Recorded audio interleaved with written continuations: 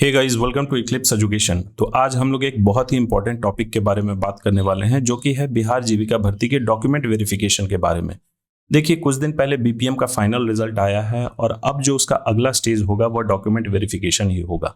लेकिन ये सभी पोस्ट के लिए इंपॉर्टेंट होने वाला है ये वीडियो, क्योंकि सभी पोस्ट का फाइनल रिजल्ट आएगा और उसमें भी डॉक्यूमेंट वेरिफिकेशन प्रोग्राम होंगे। तो ये इंपॉर्टेंट हो जाता है सभी पोस्ट के लिए। एनसीएल किस लेवल पे मांगा गया है यह पूछ रहे हैं, डोमिसाइल सर्टिफिकेट मांगा गया है तो किस लेवल पे, एडमिट कार्ड की जरूरत है या नहीं है, कास्ट सर्टिफिकेट का क्या क्राइटेरिया रहेगा, मतलब किस लेवल पे वो कास्ट सर्टिफिकेट चाहिए, क्या उसका वैलिडिटी होना चाहिए। ये सारे इंपॉर्टेंट फैक्ट्स हम लोग इस वीडियो में बात करने वाले हैं। ये इसलिए आपके लिए इंपॉर्टेंट होने वाला है क्योंकि देखिए, सारा स्टेज आपने क्रॉस कर लिया। आखिरी स्टेज जो कि डॉक्यूमेंट वेरिफिकेशन प्रोग्राम है, उसमें जाके आप किसी कारणवश छट जाते हैं डॉक्यूमेंट की कमी के कारण, तो आपको बहुत ही दुख पहुंचेगा। इसीलिए आप लोग अभी से तैयार हो जाइए और जो भी डॉक्यूमेंट्स हैं वह आप लोग तैयार कर लीजिए, अभी ही आपके पास समय है। तो देखिए, जीविका की तरफ से कोई ऐसा लिस्ट नहीं आया है कि कौन कौन से डॉक्यूमेंट्स आपको रिक्वायर्ड है। वह आएगा डॉक्यूमेंट वेरिफिकेशन प्रोग्राम के एक सप्ताह पहले या 10 दिन पहले, वो हो सकता है दे देंगे। और उस समय आपको बहुत सारे ऐसे डॉक्यूमेंट्स हैं, जैसे एनसीएल हो गया, अगर वो बोल दिए कि एसडीओ लेवल पे ही चाहिए या फिर इससे हायर लेवल पे चाहिए, तो आपके पास 10 दिन में ये सर्टिफिकेट बनाने का समय नहीं है। ये देखिए, शुरू से ही जीविका एक कहावत को बहुत ही सीरियसली फॉलो करते आई है, रीड बिटवीन द लाइंस। इसका मतलब होता है छिपे हुए अर्थ को समझना। अगर हम लोग इसके एडवर्टीजमेंट को देखें, कुछ पॉइंट्स उसमें ऐसे दिए गए हैं, चाहे वह फॉर्म अप्लाई करने से हो या फिर डॉक्यूमेंट से रिलेटेड हो, उन्होंने बस लिख दिया। अब ये रिस्पॉन्सिबिलिटी कैंडिडेट्स की होती है कि वो उसके छिपे हुए अर्थ को समझे। तो देखिए, इस एडवर्टीजमेंट को बहुत ही थॉरली मैंने पढ़ा, और जो भी डॉक्यूमेंट वेरिफिकेशन विभिन्न डिपार्टमेंट्स या फिर विभिन्न एग्जाम्स जो होते हैं अदर डिपार्टमेंट्स के, उसमें डॉक्यूमेंट वेरिफिकेशन प्रोग्राम में कौन कौन से डॉक्यूमेंट्स रिक्वायर्ड होते हैं, उस बेसिस पे मैं यह वीडियो बनाने वाला हूँ। तो चलिए, वीडियो के एंड तक बने रहिएगा। सबसे पहले एक इंस्ट्रक्शन है, जो भी डॉक्यूमेंट्स आप प्रस्तुत करिएगा, जो भी मैं यहाँ लिस्ट बताने वाला हूँ, उसका एक ओरिजिनल कॉपी तो आपको प्रस्तुत करना ही होगा, साथ में एक सेट फोटो कॉपी जो भी डॉक्यूमेंट्स होंगे। फिर कास्ट, कैटेगरी और डोमिसाइल सर्टिफिकेट, इसके लिए 2 इंपॉर्टेंट इंस्ट्रक्शन है। सबसे पहले कि वह एसडीओ लेवल या फिर उसके ऊपर के लेवल का होना चाहिए, और दूसरा उसकी वैलिडिटी जो ज्वाइनिंग डेट है उसके 1 साल के विद इन ही होना चाहिए। अब देखते हैं हम लोग कौन कौन से डॉक्यूमेंट्स की जरूरत है। ओरिजिनल और एक सेट फोटोकॉपी सभी की चाहिए। ये देखिए, एप्लीकेशन फॉर्म का प्रिंट आउट आपको लेके जाना होगा और एडमिट कार्ड। अब एडमिट कार्ड इन्होंने तो सेंटर पे सबमिट कर लिया था, लेकिन आपके पास उसकी कॉपी होगी तो वो भी प्रिंट आउट करके आप ले जाइएगा। फिर यहाँ फोटो आईडी एक चाहिए ओरिजिनल में और उसका फोटो कॉपी, चाहे आधार कार्ड आप ले जाइए, पैन कार्ड ले जाइए, voter ID card, epic card या फिर कोई और भी ऐसा आईडी जिसमें आपका फोटो हो। तीसरा, ये बहुत इंपॉर्टेंट है और ध्यान दीजिएगा, 3 पासपोर्ट साइज कलर फोटो आपको चाहिए, और वही फोटो होना चाहिए जो आपने एप्लीकेशन फॉर्म अप्लाई करते वक्त आपने अपलोड किया था। कोई दूसरा या रिसेंट का फोटो आप मत ले जाइएगा, वही फोटो ले जाइएगा जो आपके एप्लीकेशन फॉर्म पे और एडमिट कार्ड पे मौजूद है, उसी की 3 कॉपी आपको ले जाना। एकेडमिक सर्टिफिकेट में तो देखिए, आपको सर्टिफिकेट भी प्रस्तुत करना होगा और मार्कशीट भी, जैसे मैट्रिक का हो गया, इंटर या 10+2 का, ग्रेजुएशन अगर आप ग्रेजुएशन के हिसाब से आप एलिजिबल हैं, जो एलिजिबिलिटी क्राइटेरिया है विभिन्न पोस्ट का। अगर बीपीएम में देखें तो ग्रेजुएशन पे जैसे बीबीए हो गया या फिर बीएससी एग्रीकल्चर, ये सब डिग्री पे आप अप्लाई कर सकते थे। लेकिन अगर आपने मास्टर्स डिग्री पे आप एलिजिबल हैं तो वो डिग्री आपको लेके जाना होगा, उसका सर्टिफिकेट और मार्कशीट दोनों।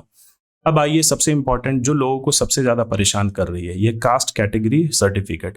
तो ये सिर्फ बिहार रेसिडेंट के लिए एप्लीकेबल है, क्योंकि ये रिजर्वेशन जो है वो सिर्फ बिहार के निवासी को ही मिलेगा। कोई अदर स्टेट के अगर अप्लाई करते हैं तो उनको यूआर कैटेगरी से ही उनका रिजल्ट होगा। तो SC ST, BC EBC, EWS, freedom fighter और दिव्यांग, इन सब के लिए कैटेगरी सर्टिफिकेट आपको प्रस्तुत करना जरूरी है। और साथ में देखिए, ये डोमिसाइल सर्टिफिकेट भी, तो इसके बारे में ऐसा कुछ वर्णन नहीं है, जैसा कि मैंने बोला कि ये रीड बिटवीन द लाइंस है कि आपको अर्थ को समझना है। तो डोमिसाइल सर्टिफिकेट भी अगर आपके पास होगा, अगर नहीं है तो बनवा लीजिए, अभी भी समय है आपके पास। अब आइए, थोड़ा सा इसको विस्तार से हम लोग देखते हैं। कास्ट या फिर कैटेगरी सर्टिफिकेट, तो ये सिर्फ बिहार के निवासी के लिए एप्लीकेबल है, और इसका भी आपको ओरिजिनल और एक फोटोकॉपी आपको लेके जाना है। तो ये देखिए, SC ST, BC EBC, EWS, freedom fighter या फिर दिव्यांग, ऐसे कोई कैंडिडेट्स हैं, उनके लिए कास्ट और कैटेगरी सर्टिफिकेट एप्लीकेबल होगा। अब BC EBC कैंडिडेट्स के लिए क्या विशेष रूप से दिया गया है एडवर्टीजमेंट में, जो उनका कास्ट सर्टिफिकेट या फिर अगर वो एनसीएल से बिलोंग कर रहे हैं यानी नॉन क्रीमी लेयर, तो वह जो इशू होना चाहिए, उस सर्टिफिकेट की जो इशू डेट होनी चाहिए वह डेट ऑफ ज्वाइनिंग से 1 साल के भीतर होनी चाहिए। मतलब कि जैसे कि सपोज करिए ये मंथ चल रहा है अप्रैल 2026, तो ये बना होना चाहिए अप्रैल 2025 के बाद से। उसके बाद वुमेन कैंडिडेट्स की बात करें तो उनके लिए स्पेसिफिकली लिखा गया है कि कास्ट सर्टिफिकेट जो होगा, ऐसी महिलाएं कैंडिडेट्स जो हैं उनका कास्ट सर्टिफिकेट फादर के साइड से होना चाहिए, ससुराल के साइड से नहीं, यानी हस्बैंड के साइड से नहीं।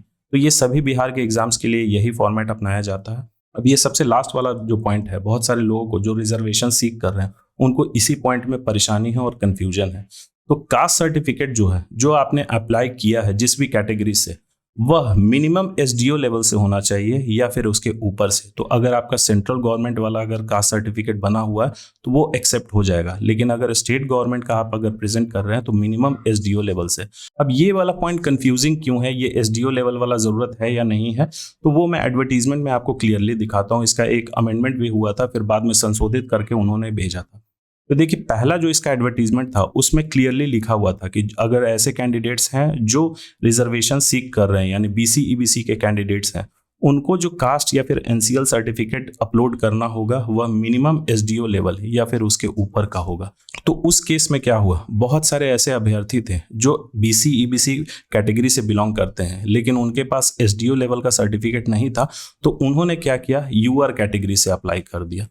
अब उनके मन में कंफ्यूजन ये हो रहा है कि कई सारे मैसेज भी आए हैं कि सर मेरा रिजल्ट यूआर कैटेगरी से हुआ है लेकिन मैं बीसी कैटेगरी ईबीसी कैटेगरी से बिलोंग करता हूं या करती हूं, तो मेरे पास ये आरओ लेवल का बना हुआ है, क्या मुझे एसडीओ लेवल का बनवाने की ज़रूरत है?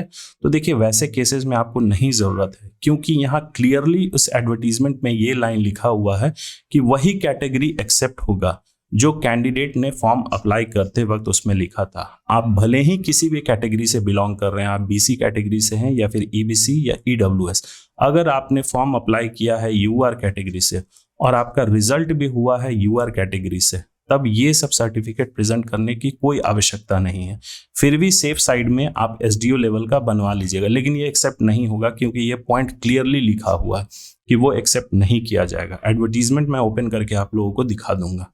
अब चलिए एक नज़र हम लोग डाल लेते हैं इसके ऑफिशियल जो एडवर्टीजमेंट है, दोनों संशोधित और ओरिजिनल वाले। तो ये रहा जीविका का ऑफिशियल एडवर्टीजमेंट। तो यहाँ देखिए पॉइंट नंबर 9 को भी मैंने हाईलाइट कर रखा है। यहाँ पे लिखा गया है कि अगर आप कोई फॉल्स सर्टिफिकेट या फिर किसी तरीके का रॉन्ग कैटेगरी आप एप्लीकेशन में देते हैं तो वो आप रिजेक्ट कर दिए जाएंगे। और पॉइंट नंबर 11 सबसे ज़्यादा कन्फ्यूजिंग था, इसी के कारण लोगों को बहुत सारी परेशानी हुई कि उन्होंने यहाँ पे लिख रखा था, हालांकि अब इस बात का कोई मतलब नहीं है कि आप एक कैंडिडेट एक पोस्ट से ज़्यादा अप्लाई नहीं कर सकते हैं। बाद में जाके उसको संशोधित करके उन्होंने दूसरा एडवर्टीजमेंट निकाला था। पॉइंट नंबर 14 क्या बोल रहा है कि आप जब फाइनल एप्लीकेशन फॉर्म सबमिट कर देते हैं तो उसके बाद आपका कोई भी कैटेगरी चेंज करने के लिए अगर आप परमिशन देते हैं तो वो नहीं एक्सेप्ट किया जाएगा। और महिलाओं कैंडिडेट्स के लिए कास्ट सर्टिफिकेट जो है उनके फादर साइड से होना चाहिए। अगर आप किसी और साइड से प्रेजेंट करते हैं, मतलब ससुराल साइड से आप प्रेजेंट करते हैं, तो वह वैलिड नहीं ट्रीट किया जाएगा। यहाँ पे लिख रहे हैं कि father side said only be treated as valid. उसके बाद पॉइंट नंबर 16 देखिए कि candidate must keep print out of application form. तो ये एप्लीकेशन फॉर्म आपको प्रस्तुत करना होगा, फोटो आईडी और 3 copy of coloured passport size photograph and 1 set of photocopy of all the required certificate for fulfilment of eligibility criteria. तो ये चीज़ मैंने आपको स्पष्ट कर दिया क्या क्या डॉक्यूमेंट्स आपको ले जाना है, और सारा डॉक्यूमेंट्स आपको ओरिजिनल में भी रखना है डॉक्यूमेंट वेरिफिकेशन के टाइम में। देखिए यहाँ पे ये पॉइंट नंबर 15 है। ये जो पॉइंट बोल रहा है इसमें लिखा गया है कि print out of application form और हार्ड कॉपीज ऑफ सर्टिफिकेट या फिर marksheet are not required to be submitted by post to the BRLPS। तो ये देखिए कहने का मतलब क्या है कि जब आप एप्लीकेशन फॉर्म, पहले ये चलता था बीपीएससी में, मेंस में बेसिकली ये होता था कि जब आप मेंस का फॉर्म अप्लाई कर रहे हैं तो उसके बाद आपको सर्टिफिकेट जो है, जो आपने एप्लीकेशन फॉर्म किया है अलॉन्ग विद सर्टिफिकेट, आपको उसकी हार्ड कॉपी बाय पोस्ट भेजनी होती थी बीपीएससी कार्यालय में। लेकिन इस चीज़ को यहाँ पे उन्होंने क्लियर कर दिया। तो ऐसा नहीं है कि सिर्फ ये रीड बिटवीन द लाइन्स को फॉलो करते हैं, कुछ ये स्ट्रेट फॉरवर्ड भी बातें लिखते हैं। अब यहाँ देखिए ये जो पॉइंट नंबर 18 है जिसमें कास्ट कैटेगरी सर्टिफिकेट मैंने बोला था, वो सिर्फ यहाँ पे 2-3 पॉइंट में लिख रखे हैं। लेकिन ये वाला जो लास्ट वाला पॉइंट है, अब ये होगा कि लोग बोलेंगे कि सर SC ST का जो कास्ट सर्टिफिकेट है, क्या वो भी हमें एसडीओ लेवल का प्रेजेंट करना होगा? ईडब्ल्यूएस कैटेगरी का होगा, वो भी हमें एसडीओ लेवल का प्रेजेंट करना होगा। तो उसके बारे में देखिए ऐसा कुछ क्लियर उन्होंने नहीं बोला, लेकिन आप उसको बनवा लीजिए, आपके पास समय है, आप प्रेजेंट कर दीजिएगा। बाकी और ऐसा कुछ इसमें नहीं दिया गया है। यहाँ पे एक पॉइंट बहुत ही इंपॉर्टेंट है, डॉक्यूमेंट वेरिफिकेशन के टाइम में ये बोलें कि अगर 2 या 2 से ज़्यादा कैंडिडेट इक्वल मार्क्स लाते हैं, जैसे 2 कैंडिडेट का 64 आ रहा है, तो यहाँ देखा जाएगा प्रायोरिटी किनको दिया जाएगा, जिनका डेट ऑफ बर्थ पहले, यानी कि जिनका जन्म पहले हुआ है उनको प्रायोरिटी दी जाएगी। अब देखिए ये सब चीज़ करने के बाद उन्होंने संशोधन किया था, तो यहाँ देखिए संशोधन में क्या उन्होंने लिखा था कि candidates are allowed to apply with older और RO level caste certificate. Candidates जो हैं वह पुराने या फिर आरओ लेवल कास्ट सर्टिफिकेट से अप्लाई कर सकते हैं, लेकिन आपको एक डिक्लेरेशन सबमिट करना होगा। तो डिक्लेरेशन भी कुछ ऐसा नहीं दिया गया था इसके वेबसाइट पे, नहीं तो मैं वीडियो बना देता, इसके बारे में मैंने वीडियो बनाया था। और जब आप डॉक्यूमेंट वेरिफिकेशन के टाइम में जाते हैं तब आपको प्रॉपर सर्टिफिकेट आपको देना होगा, जो जिस भी कैटेगरी से आपने अप्लाई किया है, जो एडवर्टीजमेंट में दिया गया है, और वह सब डिविजनल मजिस्ट्रेट लेवल से ही इशू होना चाहिए। तो ये पॉइंट यहाँ पे उन्होंने क्लियर कर दिया कि डॉक्यूमेंट वेरिफिकेशन के टाइम में अगर आपने आरओ लेवल से अप्लाई किया है, लेकिन डॉक्यूमेंट वेरिफिकेशन के टाइम में आपको एसडीओ लेवल का, एसडीएम लेवल का प्रस्तुत करना ही होगा। तो आप लोग इन सब चीज़ों को बनवा के रख लीजिए। डोमिसाइल सर्टिफिकेट को भी आप लोग एसडीओ लेवल का बनवा के रख लीजिए। अब आइए हम लोग एक नज़र डाल लेते हैं कि ये कैसे आप लोग ऑनलाइन बना सकते हैं। तो देखिए पूरा प्रोसेस मैं नहीं बताने वाला हूँ क्योंकि उसमें कुछ कन्फ्यूजन मुझे भी है। तो आप लोग क्या करिएगा, अपने नियर बाय साइबर कैफ़े होता है या फिर कोई ऐसे लोग जानकार जो रेगुलरली इस काम को करते हैं, वो आप जाके उनसे ये सर्टिफिकेट बनवा लीजिएगा। तो सबसे पहले आपको गूगल पे लिखना है RTPS, जो भी पहला वेबसाइट आएगा RTPS 342, उसको आपको क्लिक कर देना। ये देखिए कुछ इस प्रकार का इंटरफेस ओपन होगा। यहाँ लेफ्ट साइड में देखिए यहाँ लिखा गया है लोक सेवाओं का अधिकार की सेवाएं। तो इस पैनल में आपको आना है। सबसे पहला वाला जो ऑप्शन है सामान्य प्रशासन विभाग, उसके बगल में ये प्लस बटन है, उसको जैसे ही आप क्लिक करेंगे तो ये देखिए बहुत सारा ऑप्शंस हो जाएगा। आवासीय प्रमाण पत्र का निर्गमन, जाति प्रमाण पत्र का निर्गमन, आय प्रमाण पत्र का निर्गमन, फिर NCL है आपका बिहार सरकार के लिए, नॉन क्रीमिलियर है, फिर ये केंद्र सरकार के लिए, और EWS आय और संपत्ति प्रमाण पत्र का निर्गमन। तो यहाँ से जैसे ही आप किसी पे भी आप क्लिक करते हैं, जैसे सपोज करिए कि आपको कास्ट सर्टिफिकेट बनाना है, तो फिर इस प्लस बटन पे हम लोग क्लिक करेंगे तो ये देखिए तीनों ऑप्शन खुल जाएगा, अंचल स्तर पर, अनुमंडल स्तर पर और जिला स्तर पर। इसमें अगर पहली बार आप बना रहे हैं तब आपको अंचल स्तर पर बनवाना ही होगा, और अगर आप अनुमंडल स्तर पर बना रहे हैं या फिर जिला स्तर पर बना रहे हैं तो उसके प्रीवियस वाला आपको सबमिट करना होगा। तो जैसे यहाँ मांगा गया है अनुमंडल स्तर पर यानी कि एसडीओ लेवल पे, तो आपको अंचल स्तर वाला सर्टिफिकेट आपके पास होना चाहिए क्योंकि वह इसमें हमें अपलोड करना होता है। अब चलिए हम लोग क्लिक करके देखते हैं अनुमंडल स्तर पर। तो इस ऑप्शन पे क्लिक करते हैं, जैसे application form for issuance of card certificate from sub divisional officer level. तो यहाँ पे देखिए 2 ऑप्शन आ गया कि आपको जो आरओ लेवल से इशू हुआ था सर्टिफिकेट, वहाँ पे आपको यहाँ डिटेल यहाँ पे देना है और उसके बाद आवेदक का नाम यानी कि आपका नाम यहाँ पे देना है। उसके बाद ही ये फॉर्म पेज जो है आगे बढ़ेगा। ये उस केस में जब आपके पास आरओ लेवल का सर्टिफिकेट है और आप एसडीओ लेवल का सर्टिफिकेट बनवाना चाहते हैं।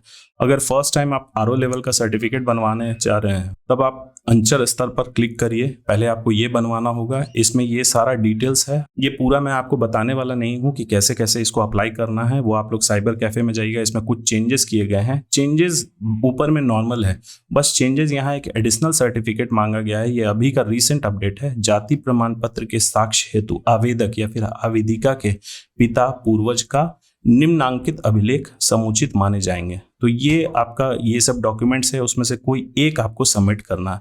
जैसे राजस्व अभिलेख हो गया, खतिहान राजस्व अभिलेख, दान पत्र, फिर भूमि संबंधी दस्तावेज, भूमिहीनों को आवंटित जमीन से संबंधित अभिलेख, फिर ये अन्य राजस्व अभिलेख, फिर राजस्व अभिलेखों की अनुपलब्धता की स्थिति में स्थल निरीक्षण हेतु आग्रह। तो इतना हार्डकोर हिंदी जिन्हें समझ में आता है उसको एक्सप्लेन करके आप देख लीजिएगा कि कौन सा डॉक्यूमेंट इसको मांगा जा रहा है।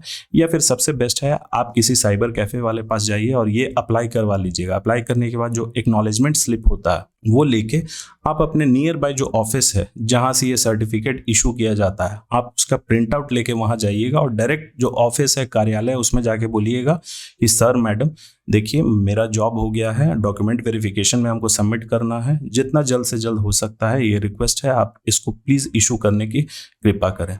तो वो हो सकता है वहां पे तुरंत उसको इशू कर देंगे, तुरंत नहीं, हैंड टू हैंड नहीं दे देंगे, वो 2-4 दिन में आपका इशू हो जाएगा। नहीं तो सिर्फ ऑनलाइन के भरोसे आप रहिएगा तो ये 15 से 20 दिन लगा देते हैं। 3-4 दिन में आपका एक्नॉलेजमेंट आएगा डिपार्टमेंट की तरफ से, वो वेरीफाई करेंगे, कई बार ये रिजेक्ट भी हो जाता है। तो वो चीज़ जाके इसके कार्यालय में आप अपने स्तर से देख लीजिएगा। तो बाकी और ऐसा कुछ नहीं है। सो मिलते हैं अगले वीडियो में किसी नए टॉपिक के साथ। So thank you for watching. Please subscribe, share और लाइक करना ना भूलें।